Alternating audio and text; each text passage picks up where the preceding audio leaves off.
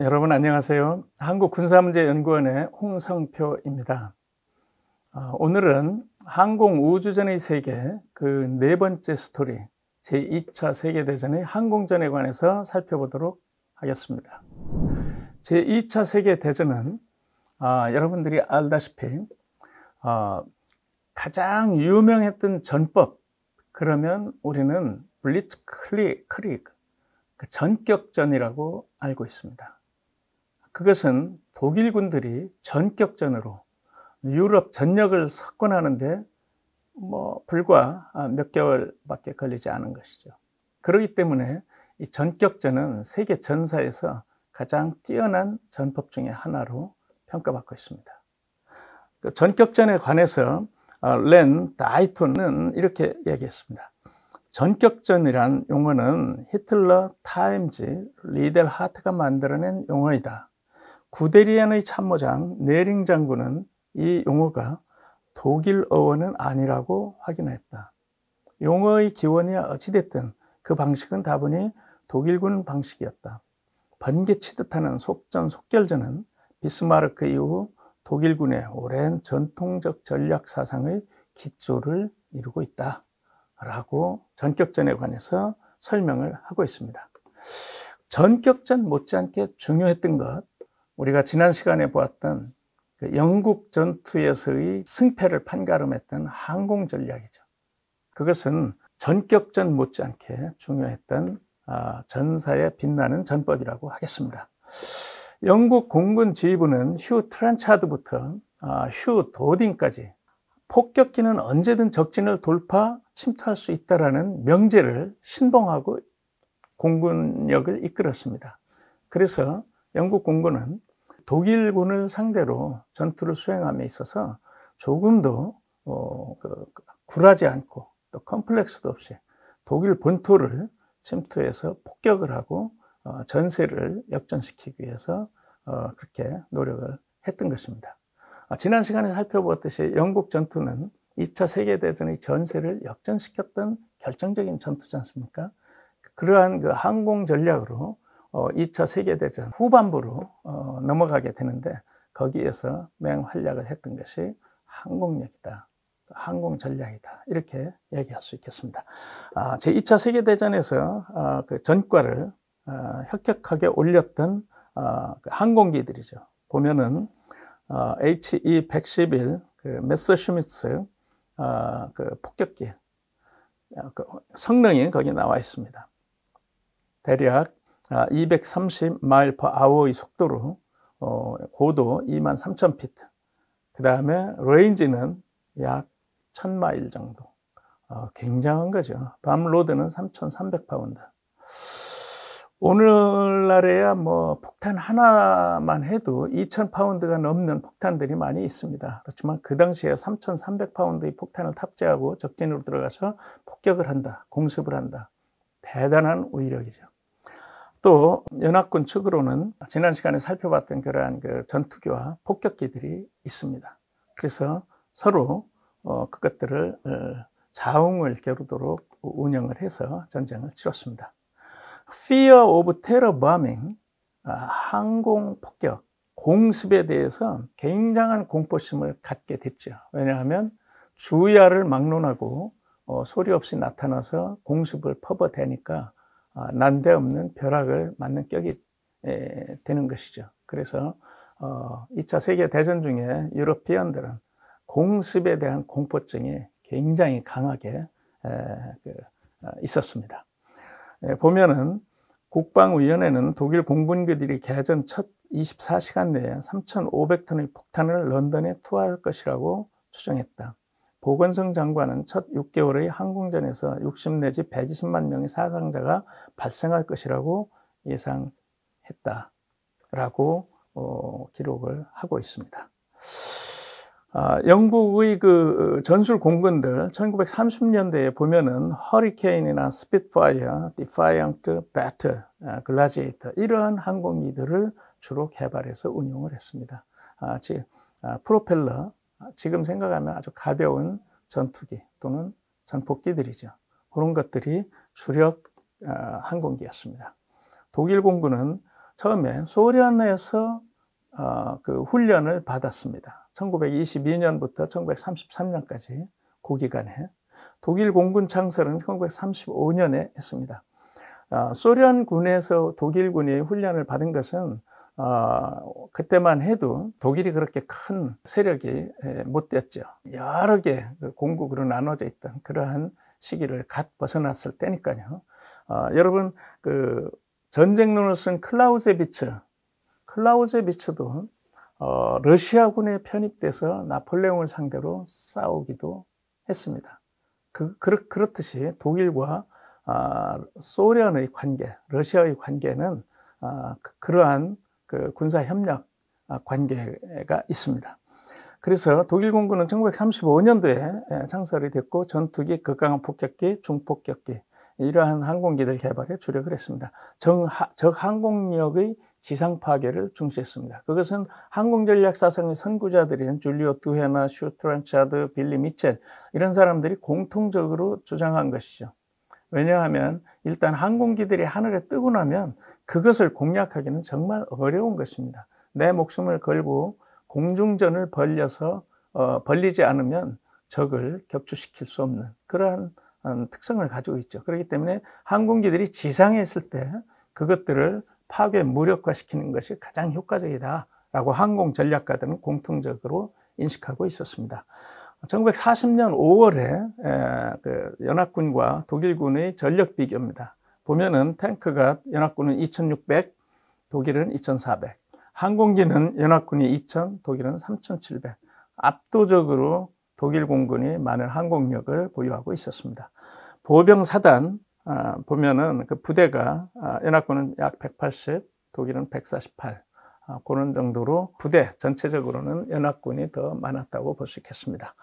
연합군과 동맹군의 탱크인데요. 사진 그림에서 보시다시피 여러 가지 탱크들이 개발됐습니다. 전선에 투입이 됐고 이 중에 독일의 그 전차는 전격전을 수행했던 그러한 아주 우수한 성능을 발휘했었죠. 사실 프랑스와 독일의 전차 성능은 그렇게 큰 차이는 없었다고 합니다. 그런데 마지노선을 구축하고 방어에 치중하는 그러한 용도로 탱크를 운용했던 프랑스군은 탱크라는 그 전력의 그 성능을 제대로 사용할 수 없었죠. 반면에 전격전으로 마지노선을 돌파했던 독일군은 전차의 성능을 최대한도로 발휘해서 전과를 올렸던 겁니다. 폴란드는 유럽에서 상당히 큰 나라입니다. 큰 나라임에도 불구하고 독일과 러시아로부터 상당한 그 고난과 역경을 겪은 역사를 가지고 있죠. 폴란드가 점령이 되고 그리고 나서 프랑스가 점령되는 데는 그렇게 많은 시간이 걸리지 않았습니다. 1940년 6월 16일에 프랑스가 결국 완전히 정복됐거든요. 그러고 나서 전선은 그림에서 보시다시피 프랑스 중부로 진격들 다 했습니다. 그리고 도보에서 영국을 건너다 보는 그러한 국면이 됐지요.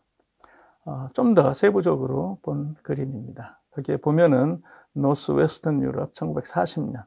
그래서 40년에 있었던 그 유럽 전역 모습을 파악할 수 있습니다. 그러면 영국 전투가 그렇게 치열해지고 있는 사이에 반대쪽 전선은 어떠했는가 하는 것을 살펴볼 수 있습니다.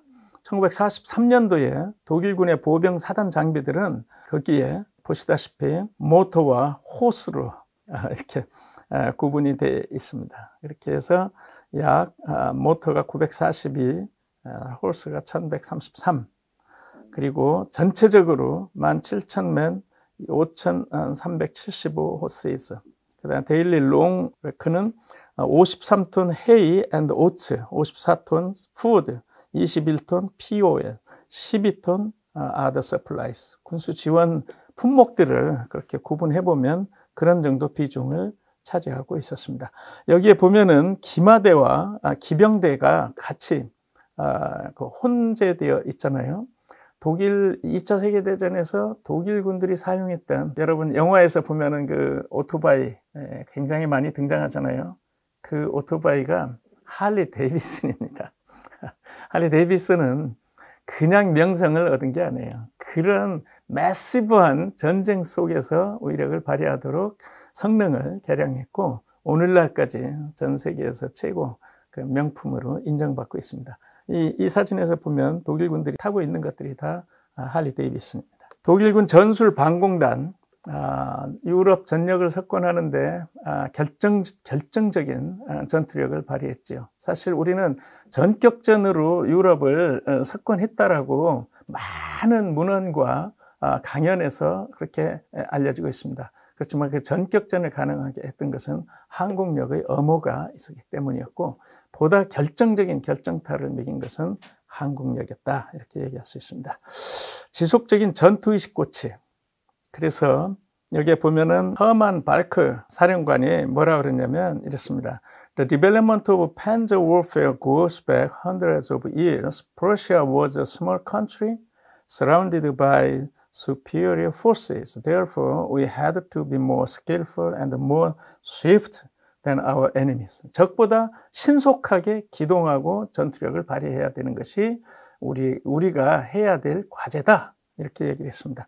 At Sedan, my combat leaders told me that they were finished, that they just simply couldn't advance anymore. And I said, fine, whoever wants to stay here can stay here. I'm leading the attack on the next village. And of course, the entire regiment sprang up as one man to follow me. 그래서 허만 발크는 전선이 고착되어 있을 때 많은 지휘관들, 동료들이 여기까지다, 이제 좀 한숨 돌려야지 하고 있는 순간에 이 헐만 발크는 역발상을 하는 거죠. 그게 아니고 지금 옆 마을을 공략하기 위해서 나는 출동한다. 나를 따를 자들은 따르라 하고 나섰더니 부대원들이 전 한 혼연일체에서 헐만 발크를 따랐다는 그러한 기록을 남기고 있습니다. 여기 보면은 이제 한스 폰 젝트 제1차 세계대전이 끝났을 때 독일은 완전히 패망했습니다. 군대를 보유할 수 없게 베르사유 조약에 의해서 그렇게 규제가 됐지요. 그러한 상황에서 독일군을 불과 20년 만에 세계 최강의 군사력으로 육성시킨 사람이 바로 폰 젝트 사령관입니다.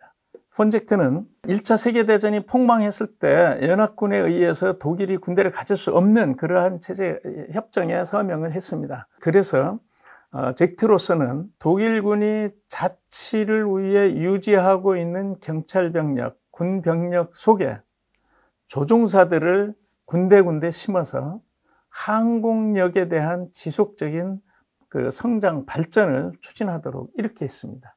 그렇게 해서 불과 20년 만에 독일은 세계 최강의 항공력을 확보할 수 있었던 겁니다. 여기서 보면은 한스 폰 젝트 사령관 같은 경우 그 독일을 부국 강병으로 만든 장본인이거든요. 그러한 리더십 속에 항공 전략에 대한 비중이 상당히 컸다라는 것을 알 수 있었습니다. 그리고 그것은 또 그만큼 큰 효과로 피드백 되었습니다. 작전 템포를 연합군과 독일군들을 비교한 내용인데요. 그 아벨이 그렇게 썼습니다. Summary of the Breaking Point에서 뭐라고 썼냐면 독일군이 78회를 도는 동안 프랑스군은 33.5바퀴를 돌았다. 독일군이 10분 만에 해내는 일을 프랑스군은 2시간이 걸린다. 독일군이 1시간에 할 일을 프랑스군은 하루 종일 걸린다. 탱크가 그처럼 중요한 요소는 아니었다라고 회고를 했습니다. 그것은 독일의 전격전, 전광석화 같은 그러한 전격전을 수행했던 것이 승리의 키였다라고 이야기하는 것이죠. 비교해서 볼 때 프랑스는 유사한 전력을 갖고 있음에도 불구하고 독일군에 비해서 파죽지세로 패퇴하게 됐는데 그 이면에는 그러한 전법의 차이, 전투에 임하는 자세의 차이가 컸었다라고 평가를 하고 있는 겁니다. 1940년에 프랑스 전선을 보면 5월 10일 날 독일군이 국경을 횡단했습니다. 그 다음에 독일군은 무스강에 12일에 도달했고 13일에 무스를 도강을 했습니다.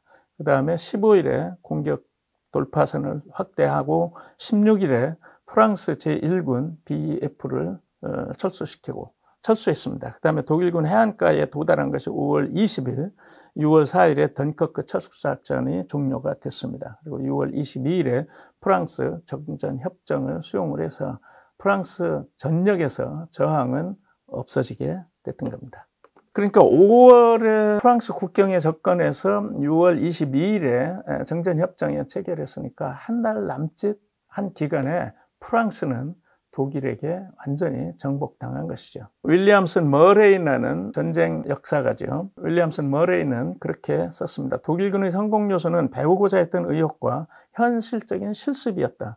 1917년 종신방어 전술을 개발한 것으로부터 1930년 후반의 연습과 전개에 이르기까지 라이셔와 베르마트는 그들의 적에 비해 경험을 가장 중요시했다라고 승리의 요소를 그렇게 분석을 했습니다.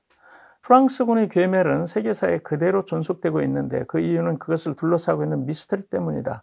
그 미스터리 중 가장 중요한 것 하나가 전격전이었다라고 로버트 도티는 그렇게 썼습니다. 2차 세계대전 무엇을 교훈으로 남겼는가 하는 것이죠. 제2차 세계대전에서 독일군의 혁명적인 전격전을 보면 독일군은 미래전을 대규모의 육군과 지리한 진지전으로 보지 않았다. 그 대신 고성능의 소규모 기동 충격군에 집중했다. 도널드 럼스펠드는 그렇게 분석을 했습니다. 만약에 독일군이 이러한 발상의 전환을 하지 않았더라면 프랑스군과 마찬가지로 지리한 진지 참호전에 머물러 있었을 겁니다. 그렇지만 독일은 모든 면에서 자기네가 경쟁력을 갖기 위해서는 전격전을 수행할 수 있는 체제, 또 공습으로 이를 엄호할 수 있는 항공 전력, 이러한 것들을 집중 육성하지 않으면 전쟁에서 승리 보장할 수 없다라는 것을 미리 터득했던 거죠. 그래서 그러한 전력들을 집중 육성했고 그것은 전장에서 그대로 효과를 가져왔습니다. 이렇게 해서 제2차 세계대전의 항공 전역에 관한 내용을 간략하게 살펴보았습니다. 여러분 감사합니다.